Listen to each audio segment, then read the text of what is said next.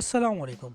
आज की इस वीडियो में हम बात करने वाले हैं ब्रेन कैंसर, इनके काजेस, सिम्टम्स क्या हो सकते हैं, डायग्नोज किस तरह से करते हैं, प्रिवेंशन क्या हो सकती है, किन मेडिसिन के इस्तेमाल से ब्रेन कैंसर को हम ख़त्म कर सकते हैं। अगर आप हमारे चैनल पर नए हैं तो आपसे गुजारिश है कि इस चैनल को सब्सक्राइब करें।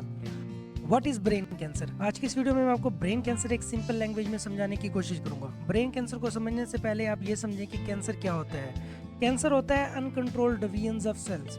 अब ब्रेन कैंसर क्या होगा? जब ब्रेन के अंदर सेल्स डिवाइड होना शुरू हो जाते हैं, एबनॉर्मल तरीके से डिवाइड होना शुरू हो जाते हैं, तो उस कंडीशन को कहा जाता है जी ब्रेन कैंसर। फॉर एग्जांपल के ब्रेन के अंदर एबनॉर्मल तरीके से सेल डिवाइड हो जाते हैं, एक से दो, दो से चार, चार से आठ, इस तरह ये डिवाइड होते होते होते ब्रेन के अंदर एक क्लस्टर सा बना देंगे, एक गुच्छा बना देंगे। उस कंडीशन को कहा जाता है जी ब्रेन कैंसर। ये एबनॉर्मल तरीके से होंगे।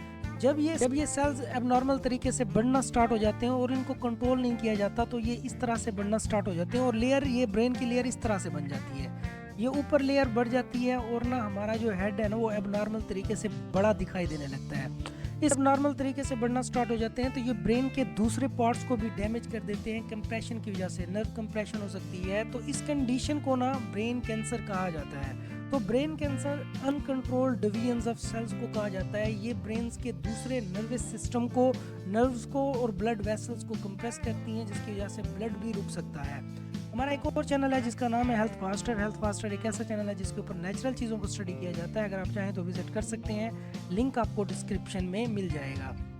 अब हम बात करते हैं काजेज ऑफ ब्रेन कैंसर के। ब्रेन कैंसर की क्या काजेज हो सकती हैं? वैसे देखा जाए तो ब्रेन कैंसर एक अननोन काज माना जाता है कि इसकी कोई काज नहीं है। ये फैमिली हिस्ट्री की वजह से हो सकता है, इन्फेक्शन की वजह से हो सकता है, इसके अलावा वायरसेस, एलर्जी और बैक्टीरिया की वजह से ये डिजीज़ हो सकती है। इसके अलावा इलेक्ट्रोमैग्नेटिक फील्ड और आयोनाइजेशन रेडिएशन के जरिए ये डिजीज़ हो सकती है। तो अब हम बात करते हैं साइन एंड सिम्टम्स के। ब्रेन कैंसर के बॉडी के ऊपर क्या साइन एंड सिम्टम्स जाहिर होते हैं? इसके बॉडी के ऊपर बेशुमार साइन एंड सिम्टम्स जाहिर होते हैं, जिनमें हेडेक हो सकता है, इसके अलावा वॉमिटिंग्स और नोजिया वगैरह, इसके अलावा फेस की सेंसेशन, जिस्म की सेंसेशन ख़त्म हो जाती है, इसके अलावा बैलेंस डिस्टर्ब हो जाता है। तो ये कुछ इसके मेजर साइन एंड सिम्टम्स थे ब्रेन कैंसर के।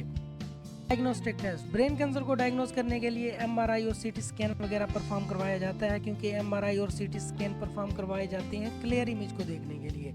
ब्रेन की क्लियर इमेज को देखने के लिए एमआरआई सीटी स्कैन परफॉर्म करवा के इसको डायग्नोज कर। Treatment of brain cancer. Brain cancer को किस तरह से ट्रीट किया जा सकता है? आप सर्जरी के जरिए, रेडिएशन थेरापी और केमियोथेरापी के जरिए भी इसको ट्रीट कर सकते हैं। सर्जरी के जरिए जो सेल्स डिवाइड हो रहे हैं उनकी ग्रोथ को रोका जाता है। रेडिएशन के जरिए उन सेल्स की ग्रोथ को कम किया जाता है। केमियो को कंट्रोल किया जाता है। अगर मेडिसिन का इस्तेमाल करना चाहते हैं तो ये कुछ इसके ब्रांड नेम है।